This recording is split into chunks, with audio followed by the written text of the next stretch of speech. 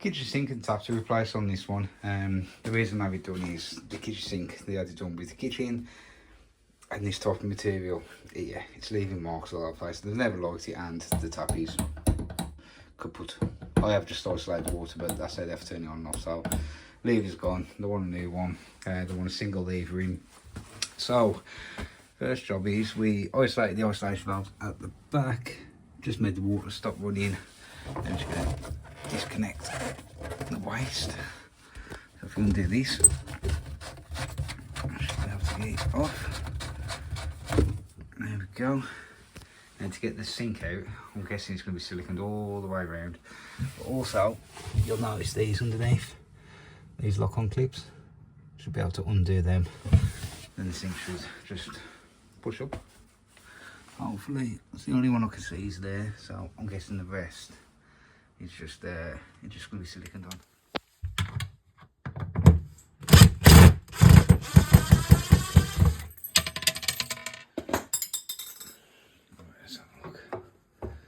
The silicone very good on this anyway.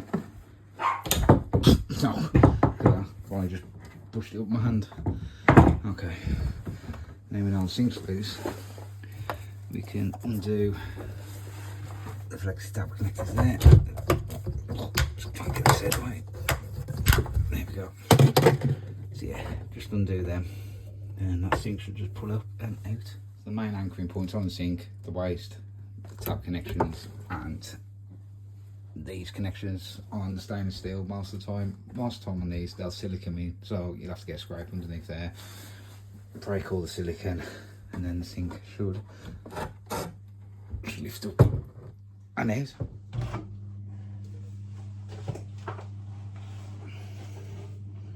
Next step we want to do is clean all the edges.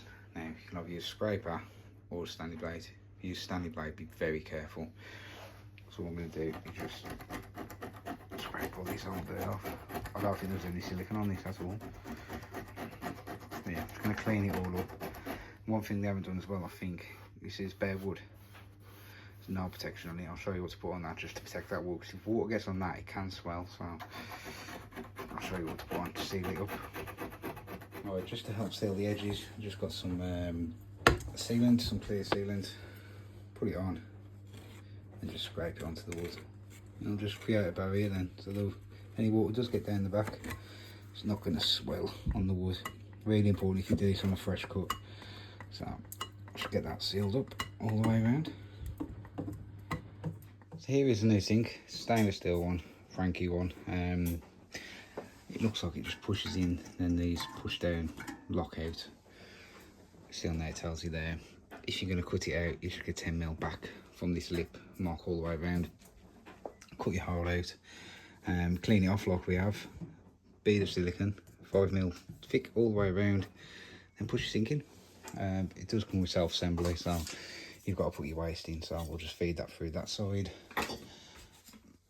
Push that in, and the screw goes in there.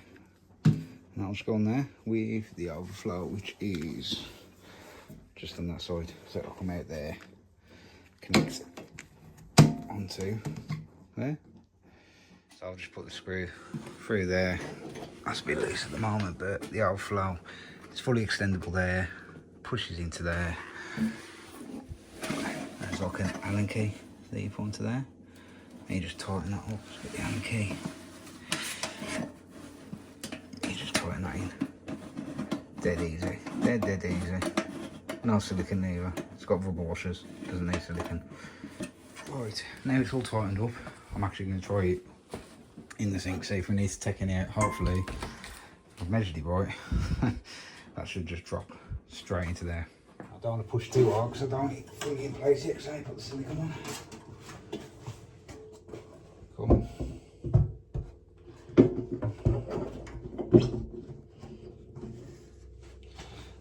I think once I push that down, it should fit. It will. It will. So I'm going to take it out and put a bead of silicone all the way around now. Oh, don't you just love it when they're lovely, straightforward jobs? So yeah, just going to put a bead of silicone all the way around, push it into place.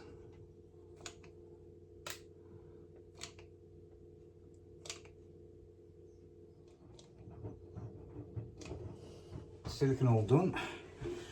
Let's get you in.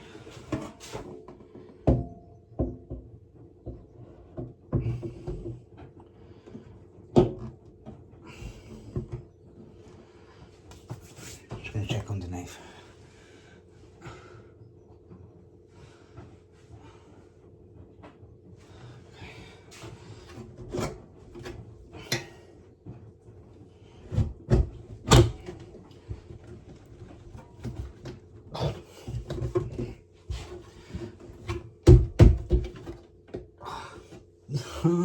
Silicone hands.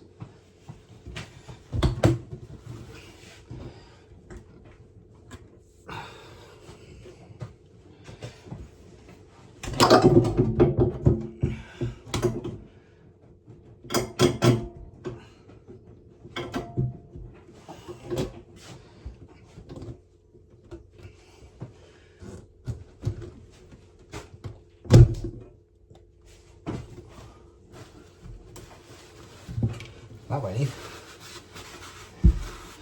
Might use a little bit too much silicone now. Just a tad too much. That's okay. We can wipe it off. We can wipe it off. Should I put that blank in, shouldn't I? Crap. Be alright. It'll be alright. I know what you're thinking. Why haven't you put the tap in? I'll show you why. Because I haven't got the right tap at the moment. Try and get this silicone off. Yeah, that's a lot. That is a lot. Now, I've used multi-grind wipes before, and I thought I'd give big wipes a try. Easy to get out, but not as moist as as grind wipes. So I prefer the grind wipes. No offense to big wipes, they do what they say, but they just don't seem as moist. Let me get through some of that anyway. There we go, silicone all off. Yeah, I'm going to put this stopper in. I forgot. Make sure that's nice tight. Now, with that, you can either use a flathead scraper. Sorry about the poor camera work. Scraper might fit in there if you've got a smaller one, or the best thing for it is a 50p piece. 50p piece will fit straight in there. Just to tighten it on, I can actually put the blank. This is a little blank for the R flow. Make sure you get it the right way around. That'll just fit in there, he says. There we go. That's a blank in, a very smart blank. How are we doing for the waist? That's going to need extending. Whoa. Tell you what, that was tight on there, right? It's going to be even tighter for the taps, but we'll sort that out later. Like the taps, the right one more in stock. I thought I ordered the right one, but it did come in time. It said it's going to be here this afternoon, so I'm going to have to struggle and do the tap later. I will. This stopper, what we got? Just this bit of foam. That goes down there. That goes through there, sorry. So, just put the seal on, hold on. Seal on, through there, and that screws in underneath. Right. Stopper's all in. It was so bad. It's right underneath there, but it was so bad to get in. The taps can't do nothing until I get them. So let's have a look at the waist. So it needs just to have that piece there. Just needs to be longer, and it should go straight in. So we extended the waist, and that's all we could do without a tap. So we packed up, ready to go. But then we got a phone call. So a little bit of good fortune. Just had the merchants that I've ordered the tap from phone me up. The tap's just come in. Literally, as I've just packed the van away. Which ain't a bad thing, because I only need a couple of tools to finish fitting the tap. So yeah, I'll just tell you, look, I'm really sorry about the tap. You know, I'll sort it out for you. Don't worry, we'll get it sorted. Going through all that. If I'd waited just 10 minutes, wouldn't you have to say anything? I'd be like, oh yeah, I'll just go and get the tap now, mate. Oh well, never mind. Let's go get this tap and finish this sink off. This new tap is here. It's a Bristol pistachio.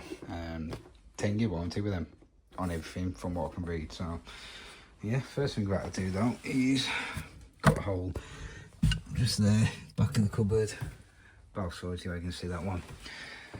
So hopefully we'll have the clearance for the easy fit. I'll show you how to fit these. Hopefully you can see what I'm doing. So I've took out the plain rod. Don't take this fully apart. What you should be able to do, just feed it down, round. Make sure that washes on the bottom there. And in.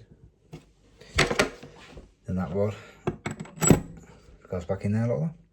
And see you go get underneath now, because when you do the Allen key, it'll tighten up. It's a good idea, that is. Just put your Allen key in. You should be able to tighten it up without getting too crazy. It's easier two-handed. They actually do a competition sometimes. Bristol who can install this the quickest.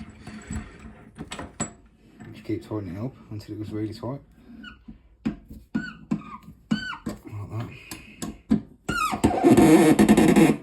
There we go. Nice and tight, that's it. So you can see the hoses. I've had to take some more of the cupboard out because that hot one was an absolute pain. I don't know whether you'll see them, to be honest with you. You see how much room I've got, but the cold I've got in. The hot, the easiest way I found was feed it, pull this one back out, feed it through, tighten it on, and just push it back down.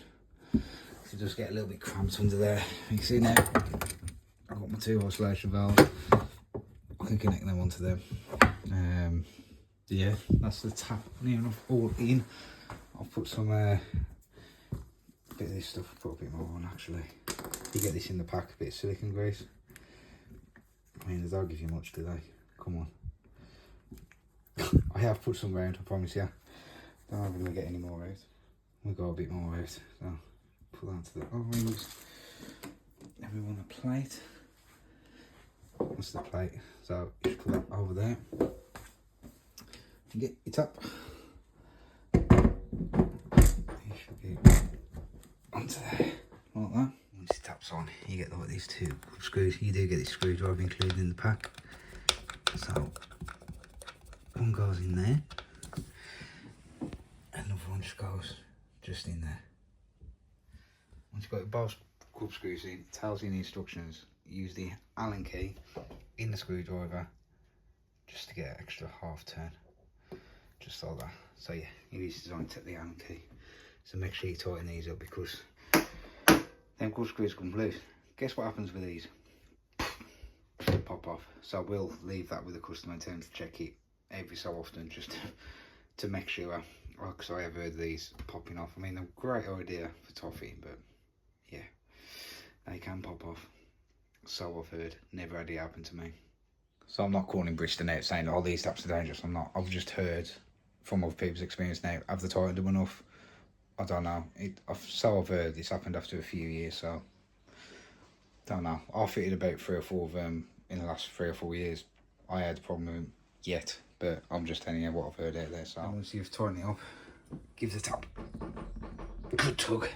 I should be so lucky, just to make sure that it's all in place as it should be. There you go.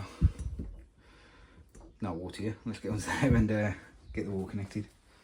So water's all back on. Just connect it onto the flexor that's coming out of there. Unless we're redoing the pipework, it's the only way I can make it fit. If you want, you can call the water police and report me, or just leave a nasty comment in the comments about it. Look, it's fine, it's working, it's what was there before, it's what's in after. Unless I report it, that's the best I can do with it. So we're just filling it up now. Just about ready. Test the airflow. I have put some water down this first, just to make sure it's not pouring out. It's not water coming out of here, here. Then there's choice of disturbed, and here. This is what I want to check now. Is the airflow, which is over there. I'll say that's there. Yeah, I can even breathe there. And there's no water. Oh yeah. Really, I just want to make sure all this wood stays nice and dry. So now I know all that's okay. Pull out the plug. Check the waste. Looks absolutely fine. No drips, no puddles. Happy days. So there you go. That's how you fit a kitchen sink and a tap. Hope you've enjoyed the episode. If you have, please look at subscribing. I do new plumbing content every week. Give the video a thumbs up, drop me a comment, and I will catch you on the next one.